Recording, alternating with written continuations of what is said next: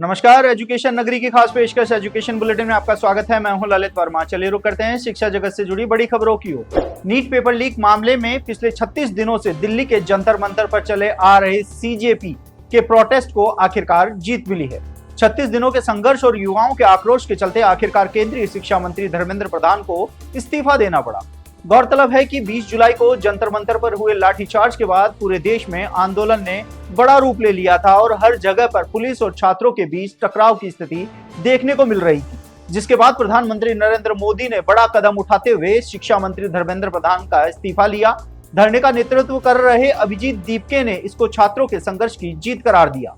आपको बता दें कि छात्रों के समर्थन में सोनम वांगचुक 26 दिनों से अनशन पर बैठे थे और 2 दिन पहले ही सकारात्मक वार्ता के बाद उनका अनशन खत्म करवाया गया था। सोनम के अस्पताल में भर्ती होने के बाद से अभिजीत दीपके ने जंतर मंतर पर अनशन शुरू किया था। ऐसे में पिछले 12 साल के मोदी सरकार के कार्यकाल में धर्मेंद्र प्रधान पहले मंत्री बन गए हैं जिनको इस्तीफा देना पड़ा। 53,750 पदों पर आयोजित हुई चतुर्श्रेणी कर्मचारी भर्ती में करीब 4,000 पदों पर रोके गए परिणाम का रास्ता अब साफ होता हुआ नजर आ रहा है। एकलपीठ द्वारा जीरो मेरिट को लेकर दिए गए फैसले पर सुनवाई करते हुए खंडपीठ ने एकलपीठ के आदेश पर रोक लगा दी है।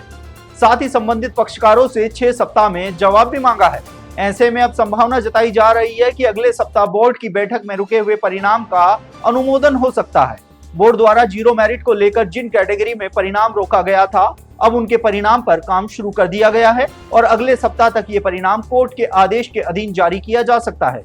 हालांकि प्रोविजनल मामलों को लेकर अभी तक स्थिति साफ नहीं हो पाई है। बोर्ड द्वारा प्रोविजनल मामलों को भी जल्द ही क्लियर करते हुए 15 अगस्त से पहले परिणाम जारी करने की संभावना नजर आ रही है। राजस्थान कर्मचारी चयन बोर्ड की ओर से 10,644 पदों पर 5 जुलाई को आयोजित एलडीसी भर्ती की आंसर की जारी करते हुए आपत्तियां मांगी जाने का आदेश जारी कर दिए गए हैं।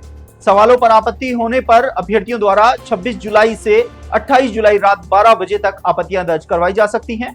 अभ्यर्थियों को प्रत्येक सवाल के लिए 100 रुपए का शुल्क देना होगा। तो वहीं जिन अभ्यर्थियों ने ऑफलाइन आवेदन किया था उनकी आपत्ति ऑफलाइन ही दर्ज की जाएगी। इसके लिए अभ्यर्थी 27 जुलाई सुबह 10 बजे से 29 जुलाई शाम 6 बजे तक कार्यालय समय के दौरान बोर्ड कार्यालय पर अपनी आपत्ति दे सकते हैं। गौरतलब है कि भर्ती में जल्द परिणाम जारी करने की संभावना भी बोर्ड अध्यक्ष द्वारा दी गई है। बोर्ड अध्यक्ष ने बताया था कि आपत्तियां कम मिलने पर अगस्त के अंतिम सप्ताह तक टाइपिंग टेस्ट के लिए 3 गुना अभ्यर्थियों का परिणाम जारी किया जा सकता है, लेकिन अगर आपत्तियां ज्यादा मिलती हैं तो ऐसी स्थिति में परिणाम सितंबर तक जारी होने की संभावना है। चतुर्श्रेणी के करीब 44,000 पदों पर विभाग आवंटन के बाद अब नियुक्ति प्रक्रिया का कार्य चल रहा है। इसी बीच कई विभागों में चतुर्श्रेणी पदों को लेकर आए दिन नई अफवाह बाहर आ रही है, जिसके चलते अभ्यर्थी परेशान हैं। चिकित्सा विभाग में जहां वार्ड बॉय के पदों पर नियुक्ति देने की बात उठ रही थी, जिसका युवाओं ने विरोध किया, तो वहीं अब सामाजिक न्याय एवं अधिकारिता विभाग में भी चतुर्श्रेणी के चयनितों को अन्य पदों पर नियुक्ति देने की बात सामने आई, लेकिन ये बात कोरी अफवाह साबित हुई। हालांकि अभी तक किसी भी विभाग द्वारा पदों पर नियुक्ति के संबंध में चल रही इन अफवाहों को लेकर कोई स्पष्टीकरण नहीं दिया गया है। तो वहीं अधिकारियों ने अभ्यर्थियों से ऐसी किसी भी अफवाह पर ध्यान नहीं देने की अपील की है।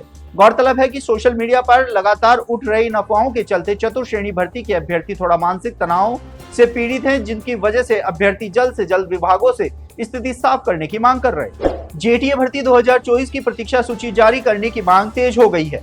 अभ्यर्थियों ने मुख्यमंत्री भजनलाल शर्मा, ग्रामीण विकास एवं पंचायती राज मंत्री किरोड़ीलाल मीणा तथा राजस्थान कर्मचारी चयन बोर्ड के अध्यक्ष मेजर जनरल आलोक राज से शीघ्र वेटिंग लिस्ट जारी करने का आग्रह किया है। परीक्षा मई 2025 में हुई, अंतिम परिणाम दिसंबर 2025 में घोषित हुआ और जनवरी 2026 में नियुक्तियां दे दी गई।